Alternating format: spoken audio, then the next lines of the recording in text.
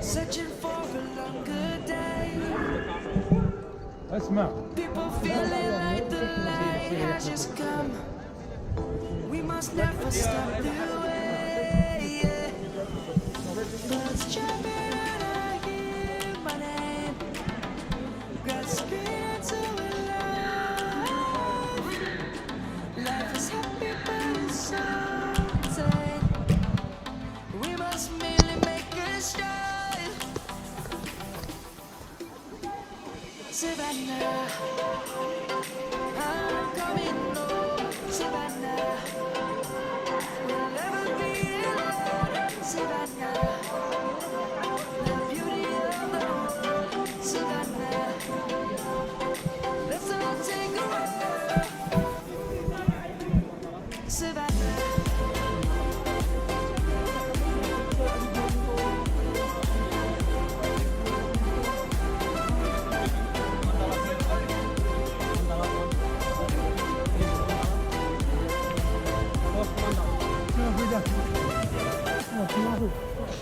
Light is gonna come. The birds have just begun. We will always take a stand for the people, for the land. Let's go back to when we were young. For the animals we stand. Let's go back to when trees were swung. Kids across the land. Savannah, I'm coming home. Savannah, we'll never be alone. Savannah, the beauty of the world. Savannah, let's all take a ride. Savannah, I'm coming home. Savannah, we'll never be alone. Savannah, the beauty of the world. Savannah, let's all take a ride.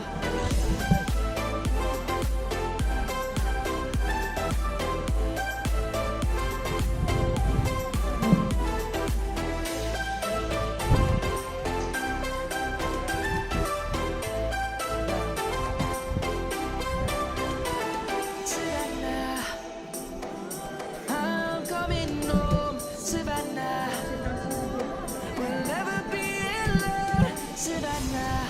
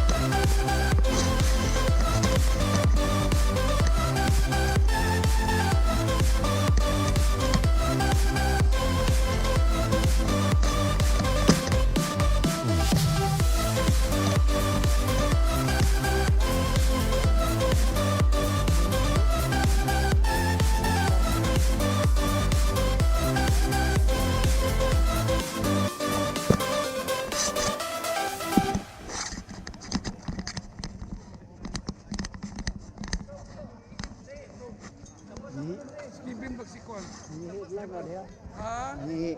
Di, nangihi dito. Ito ako mapasok. Ang mali gusto.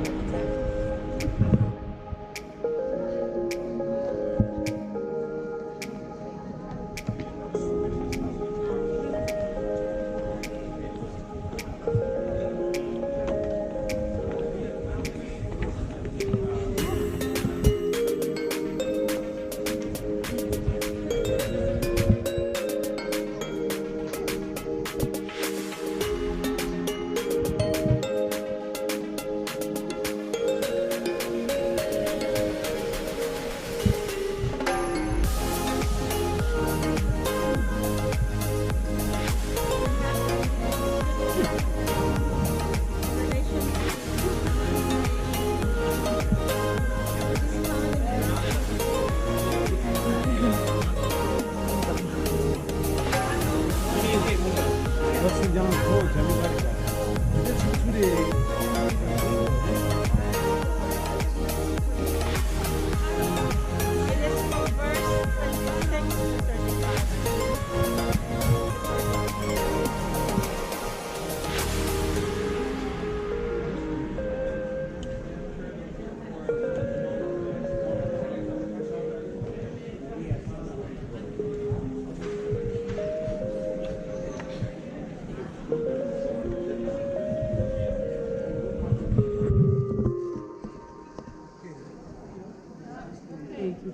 근데 수출이 The Lord be with you. A reading from the Holy Gospel according to Luke. Glory to you, Lord.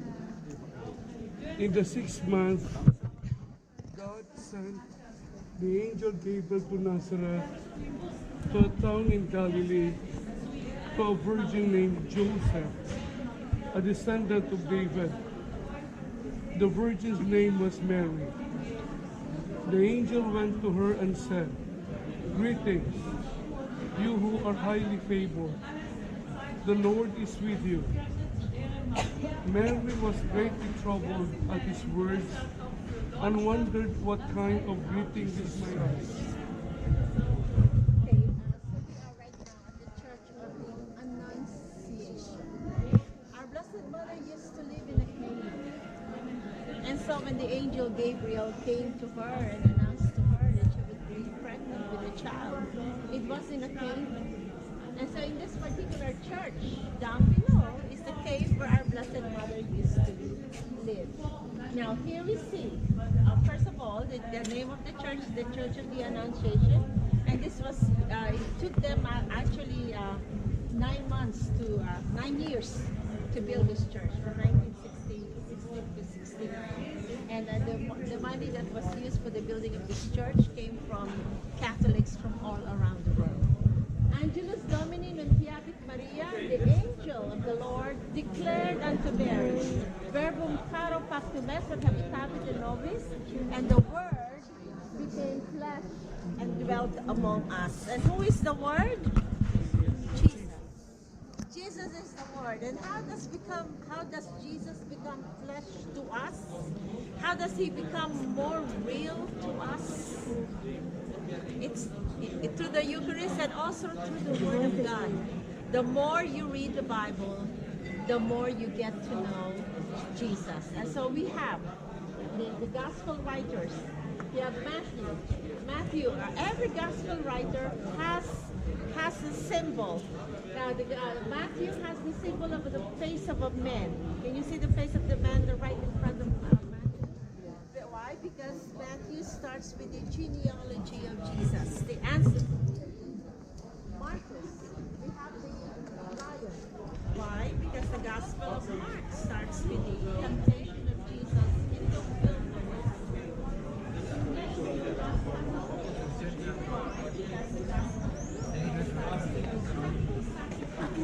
And usually, what they want to sacrifice.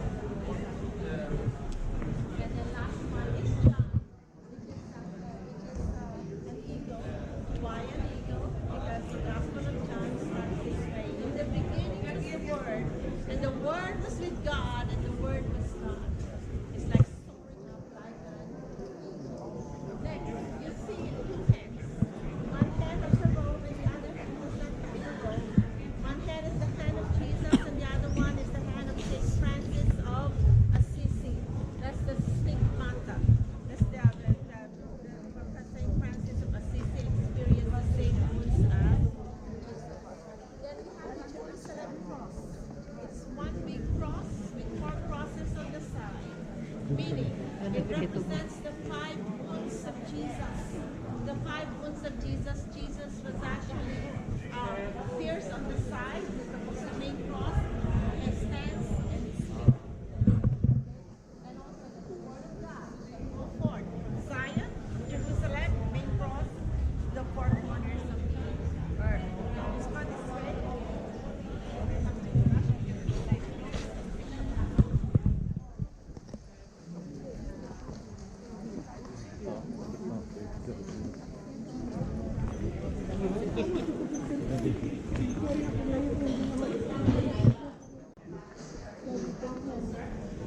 And the doors. The doors. Why the doors? Because it's like an open Bible. One thing I love is the Bible, and so as I said before, that Adam and Eve used to walk in God, right? Every day in the Garden of Eden, and yet they disobeyed the Lord. And since they disobeyed the Lord, they were driven out of paradise. And there was a break in relationship, and something was lost. Meaning the daily communion with God was lost because of the entrance of sin. And God punished Adam and all men after him by cursing the soil. So from now on, because of sin, men must labor in order to make a living. Also, women, Eve, and all women after her, that there would be pain during the time of childbirth, and it is painful. Now, during the days of Noah, it says in the Bible that God looked upon the earth, and he was grieved and pained at heart that there is much evil and wickedness in the world, and so he decided to destroy the earth by the flood. Rained for 40 days and 40 nights, and only 8 people got saved during that time, which is Noah's family that got into the ark. And so God destroyed the earth, and only 8 people were saved that entered the ark. Now this is something also that we have to remember about God. When you sin against the Lord, do not despair. Why? Because it says in the Bible that God relented. God relented when he destroyed the earth. And so he put a rainbow in the sky, which is actually his covenant or his promise. And from now on, that when he looks at the rainbow, he would remember his promise that he shall never. And so that rainbow today that we saw is actually a remembrance that he would never earth again with the flood. But in the future, the earth will be destroyed by fire. By fire. It will be by fire. That's why there's and then there was one at that time. It was Abraham. He was a man of faith. He wavered not in unbelief, and God promised him that he would bless all the nations through him and through his son. And Abraham says, but I have no son. And God said to him that he will have a son. So God promised him that he would have a son when he was 75 years old. And they waited and waited, and Sarah would not get pregnant. And Sarah became impatient. And so what did she say to Abraham? Abraham, my sweetheart, I don't think we will ever have a son for you. Sleep with me. Sleep with my handmaid, the maid, who is Hagar, the Egyptian handmaid, and maybe we will have a son through her. And Abraham, like any man, obeyed the wife. Obeyed the wife gladly. And so, as we know, she gave birth to Ishmael. And Ishmael is the father of the Arab people. The father of the Arab people is Ishmael. When Ishmael was 13 years old, Sarah became pregnant. And she gave birth to a son. His name is Isaac. The promised son is Isaac, and Isaac is the father of the Jewish people. And so the problem here in the Middle East is not land, but sibling rivalries. And so here's Abraham, and this is something too about the Lord, because it can happen to you. Because after having waited for the son, for the promised son, and then and Isaac started to grow up, God said to him, I want you to sacrifice your son Isaac to me. And it says, he wavered not in unbelief. He went ahead. And I love picturing Abraham as an old man.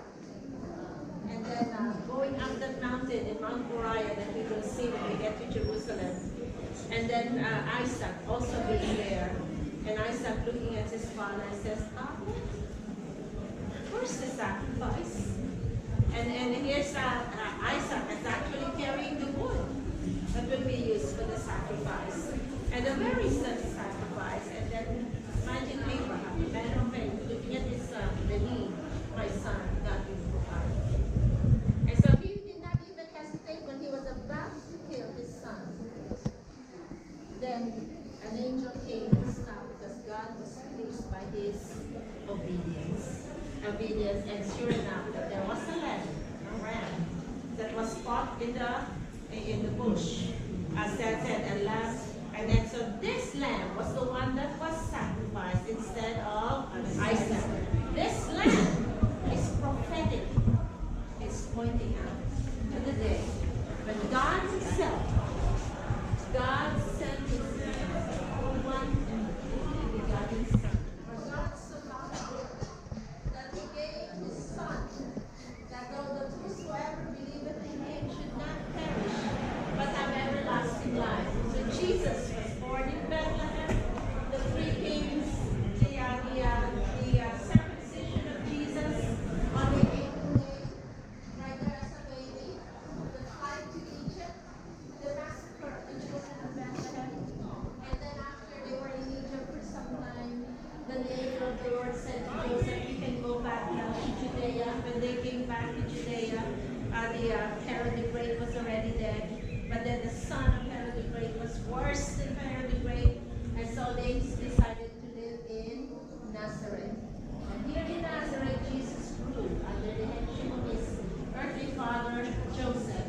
He grew in wisdom and grace and favor before God and before men.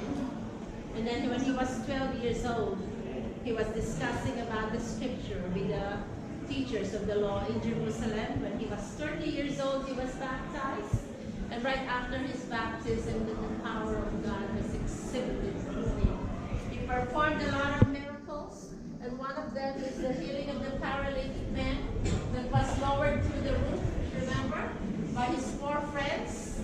And then Jesus healed the paralytic man. Jesus spent a lot of time preaching and teaching about the kingdom of God, about right around the Sea of Galilee. And finally, this is the reason why he to die on the cross, to save us from our sin, and to break the power of Satan over our lives. The good news is that he did not remain dead on the earth. He was again from the dead. And so there was the virgin women. They came to the tomb, and the angel said to them, "Why are you looking for the living among the dead? He's not here. He is risen." And sure enough, there it is, the ascension to heaven.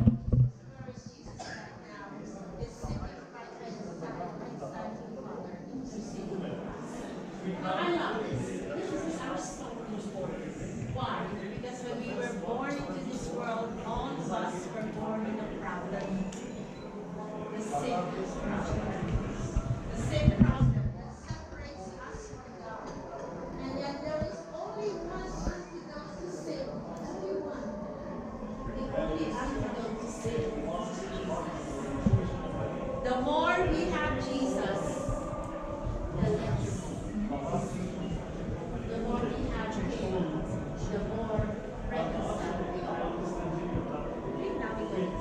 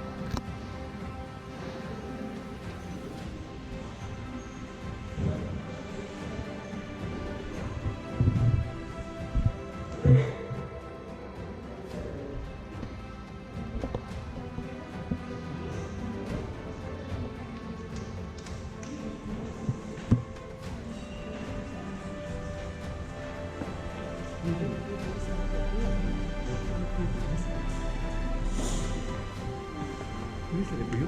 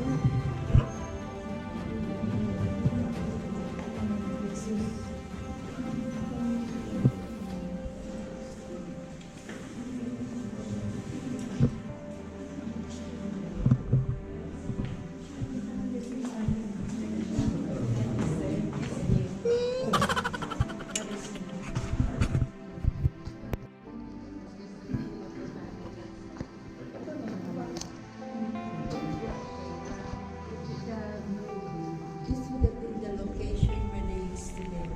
And then, so when the Byzantines came here, they built the church over here. And so this used to be a Baptist monastery for the Byzantines.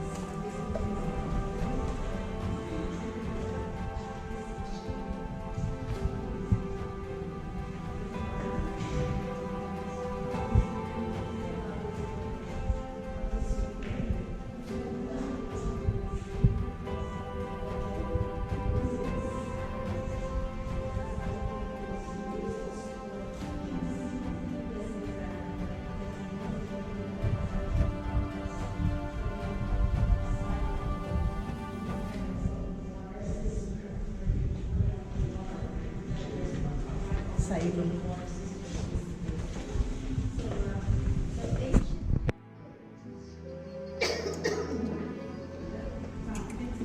It's really tough. And then over here will be the appearance of the angel.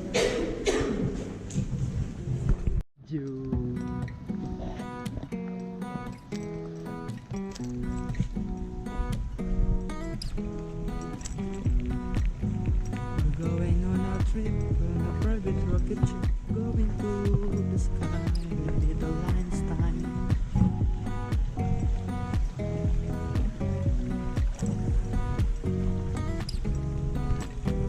Kaya sa dami di man mo klaro. Di mo klaro sa.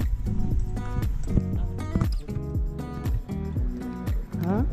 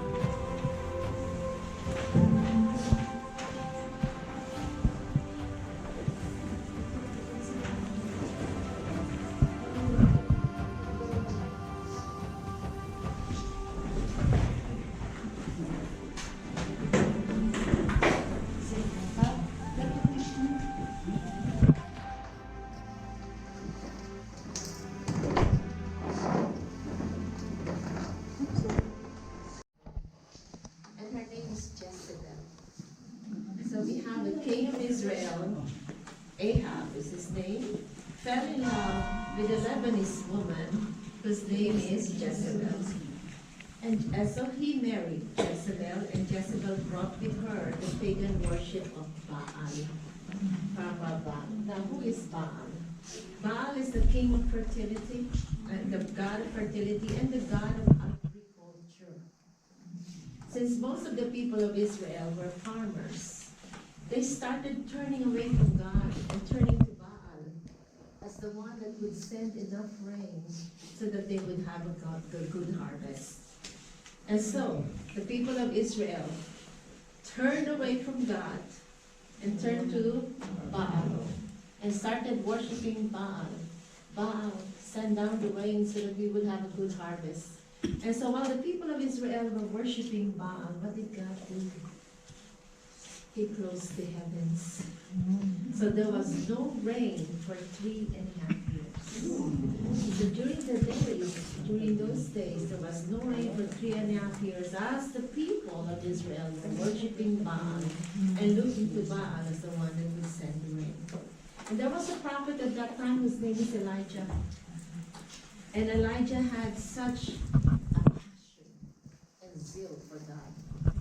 And he was upset. He was upset to see that the people of Israel had become unfaithful to the God of Israel and had been worshiping this Baal. And so he gave a challenge to them, and he said to them, let us go up to Mount Carmel, and we will have a contest there. And let the prophets of Baal be there, and let us all be there, and we will have a contest. And the contest is this: the God who answers by fire, he is the true God. And so the prophets of Baal built an altar. They built an altar, they slaughtered a bull, they put the bull on top of the altar, and they started telling Baal, Baal, send down your fire from heaven. There was no answer. It was already noontime. They were still frantically prophesying and asking Baal to send down the fire from heaven. There was no answer. And so Elijah said to them, maybe Baal is having constipation. Maybe he is in the bathroom, the WC, or maybe he had fallen asleep, or maybe he went on a long journey. Shout out louder. And they shouted out even louder, but there was no answer. Why? Because Baal is a god made of wood, with eyes that cannot see, ears that cannot hear. And among the reeds in the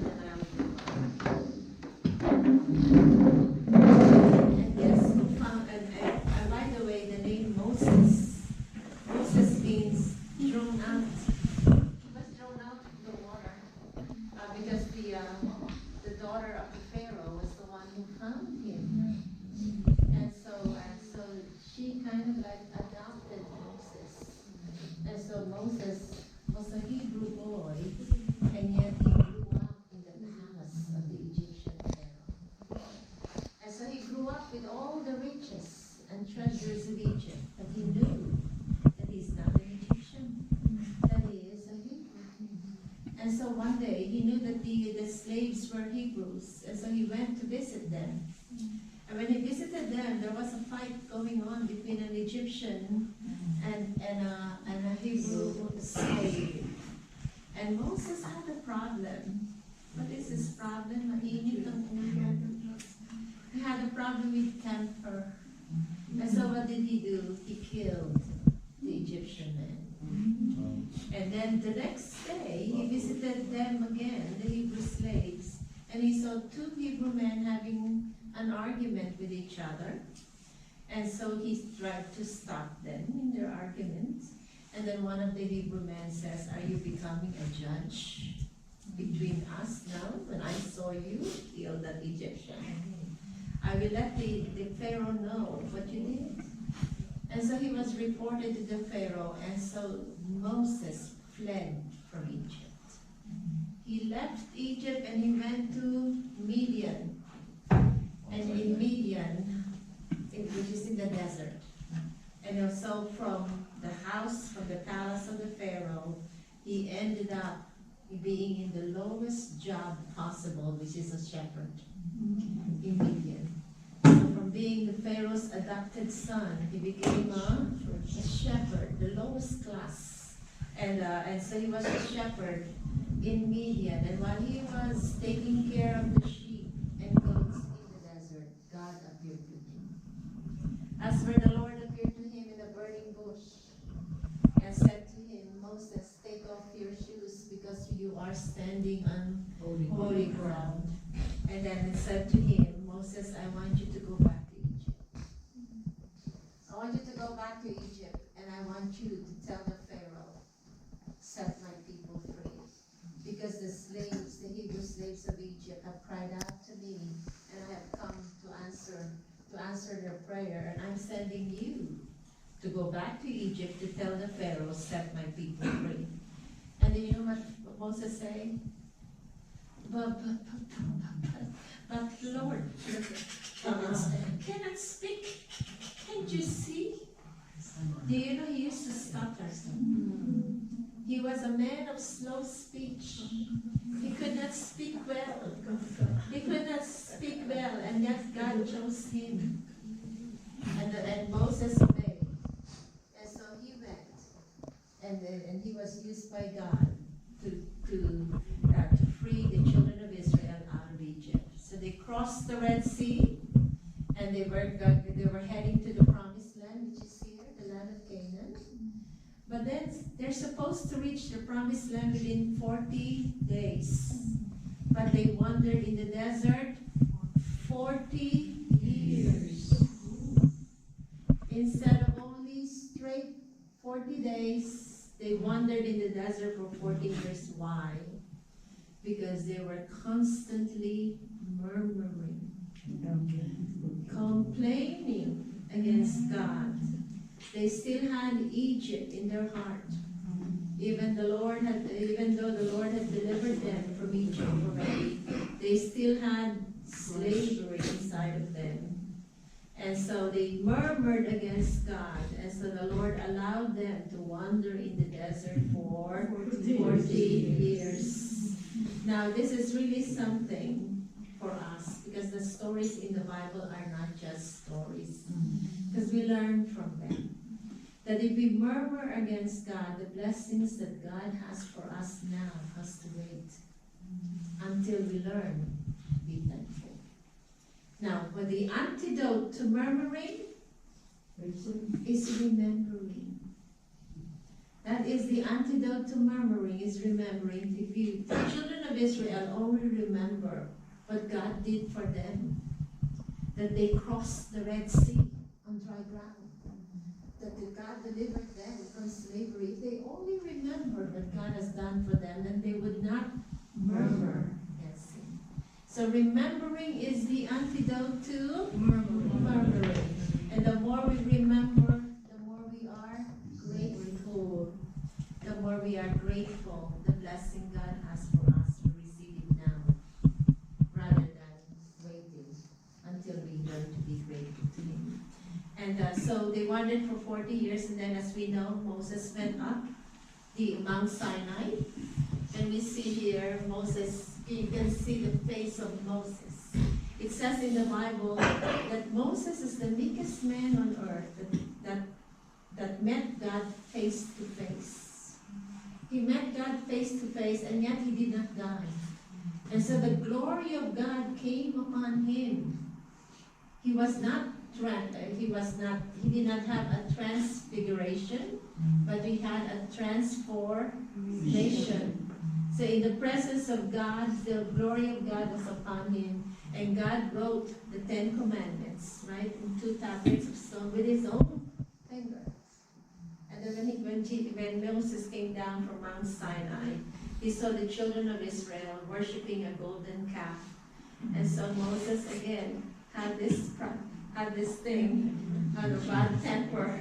And so he threw the 2 tablets of stone on the ground, and then it got broken. He had to go up again. He spent another 40 days and 40 nights with the Lord and met with him again face to face. Now, one of the things that the children of Israel actually were complaining in the desert is that there's no water. They were complaining about the fact that there's no water, so they were always complaining to Moses. And when they complained to Moses, what did Moses do? He turned to God. And this is really something that we also have to remember.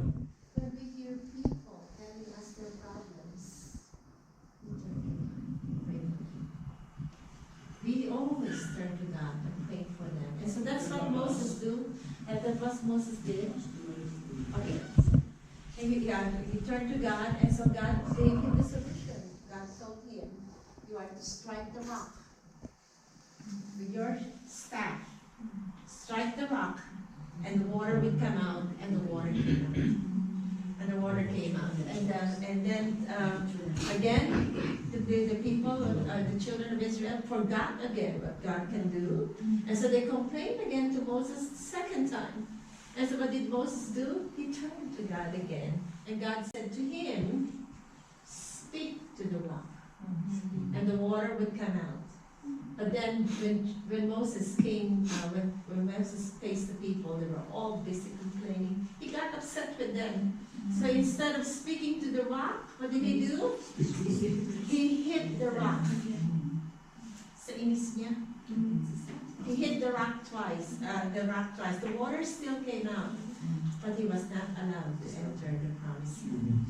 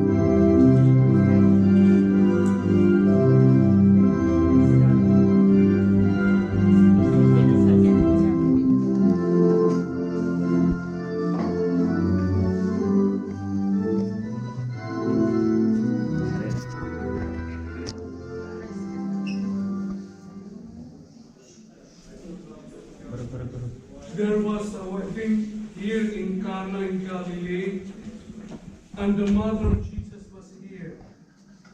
Jesus and his disciples were also invited to the wedding. I confess to Almighty God, I unto you, my brothers and sisters, that I have greatly sinned in my thoughts and in my words, in what I have done and in what I have failed to do, through my fault, through my most grievous fault. Therefore I ask Blessed Mary, ever Virgin, of all the angels.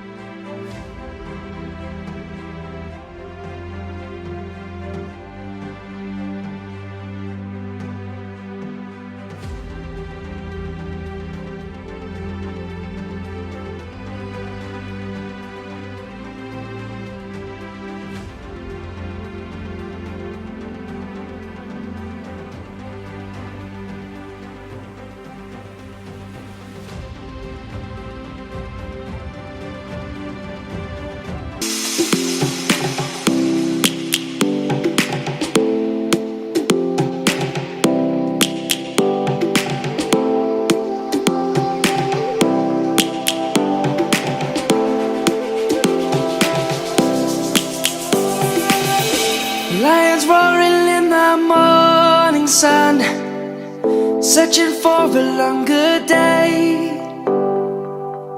People feeling like the light has just come. We must never stop the way. Birds chirping and I hear my name, grasping into a life. Life is happy but it's so insane. We must merely make a strive. Savannah, I'm coming home. Savannah, we'll never be alone. Savannah, the beauty of the world. Savannah, let's all take a walk. Savannah.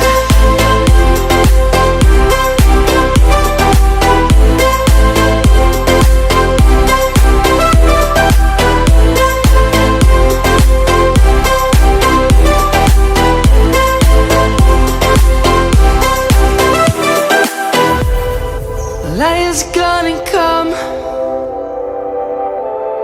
The birds have just begun.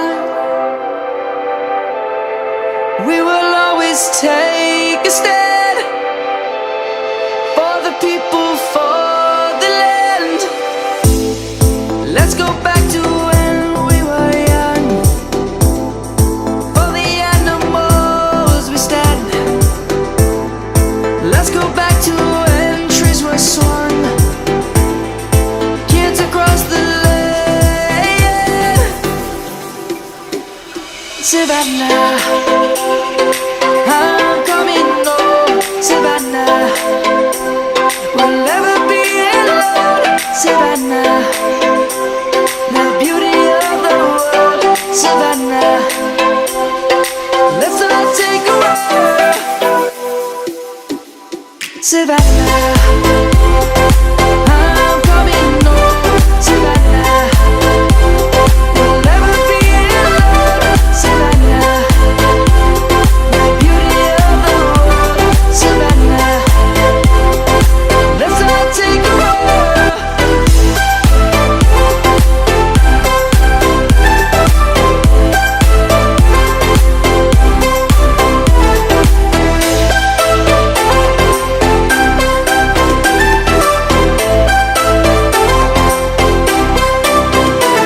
Savannah, I'm coming home. Savannah, we'll never be alone. Savannah.